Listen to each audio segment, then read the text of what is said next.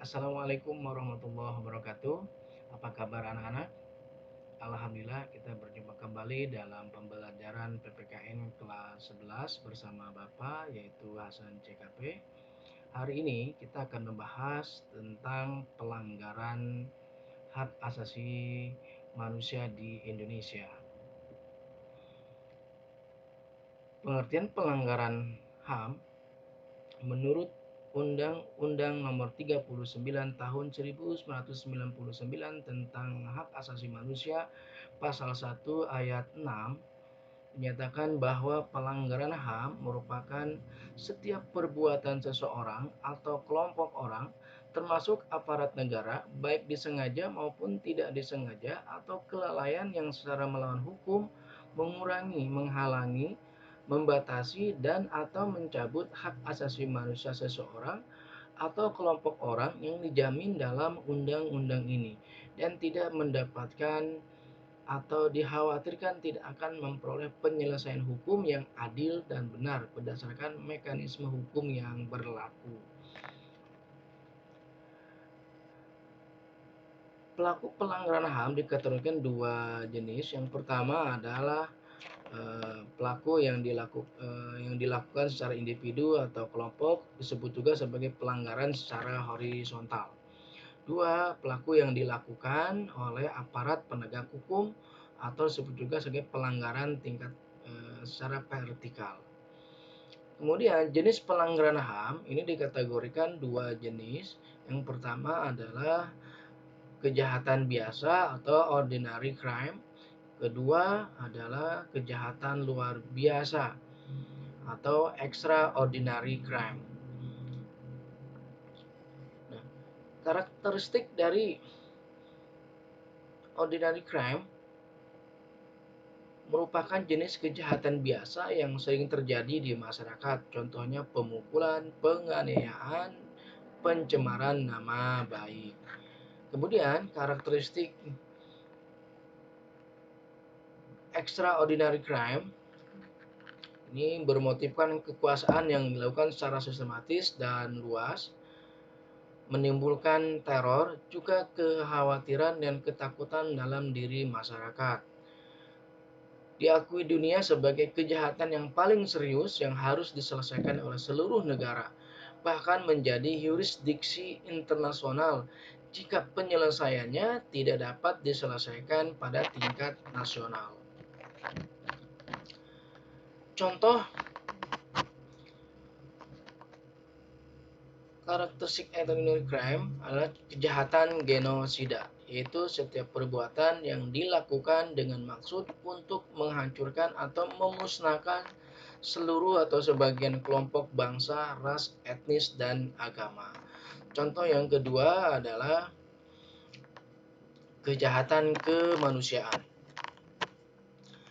Kejahatan kemanusiaan yaitu salah satu perbuatan yang dilakukan sebagai bagian dari serangan yang meluas atau sistematik yang diketahuinya bahwa serangan tersebut ditujukan secara langsung terhadap penduduk sipil. Kejahatan terhadap kemanusiaan contohnya adalah pembunuhan, pemusnahan, penyiksaan, dan perbudakan.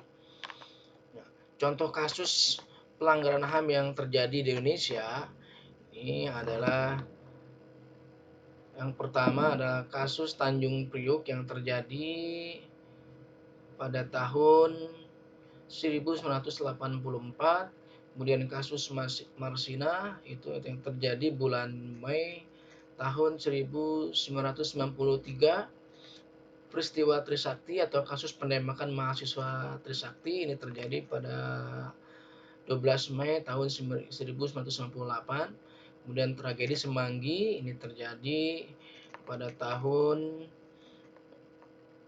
98 bulan November. Kemudian pembunuhan Munir merupakan tokoh aktivis kontras, itu terjadi pada tahun 2004 ya, 2004, dan ini contoh kasus pelanggaran HAM yang terjadi di Indonesia. Ya, penyebab dari pelanggaran HAM ini dikategorikan dua faktor, yaitu faktor internal dan faktor eksternal. Ya. Faktor internal ini adalah faktor atau dorongan untuk melakukan pelanggaran HAM yang berasal dari diri pelaku pelanggaran HAM. Nah, kalau faktor eksternal adalah faktor-faktor di luar diri individu atau manusia yang mendorong seseorang atau kelompok orang melakukan pelanggaran HAM. Ya. Nah, ini faktor internal terdiri dari sikap egoisme, tingkat kesadaran yang rendah, sikap tidak toleran.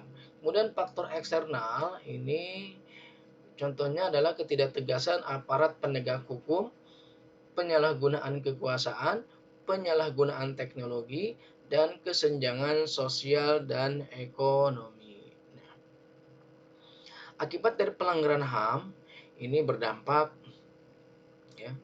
Akibat dari pelanggaran HAM ini berdampak menciptakan diskriminasi dan ketidakadilan. Adanya rasa dendam dan kebencian antar sesama, merendahkan harkat, derajat, dan martabat kemanusiaan, menciptakan kekerasan dan konflik antar sesama, menimbulkan penderitaan serta tersiksa lahir dan batin pada diri korban. Nah, demikian pembahasan kita terkait pelanggaran HAM, dan selanjutnya Bapak ingin memberikan tugas kepada kalian, yaitu tugas secara mandiri. Itu tugasnya adalah satu, Bapak minta kalian mencari minimal 2 contoh kasus pelanggaran HAM yang mungkin terjadi selama masa pandemi COVID-19 saat ini. Nah, dari kasus itu, Bapak minta kalian menganalisis mengapa contoh kasus tersebut termasuk ke dalam pelanggaran HAM dan berikan solusinya. Nah, dari tugas ini Bapak berikan waktu 1 minggu dari sekarang. Demikian pembahasan kita. Terima kasih atas perhatian kalian. Bapak cukupkan pertemuan kita hari ini. Terima kasih yang sudah menyimak, dan Bapak tunggu tugas mandirinya di psikologi yang akan Bapak sidangkan tepatnya. Terima kasih. Wassalamualaikum warahmatullahi wabarakatuh.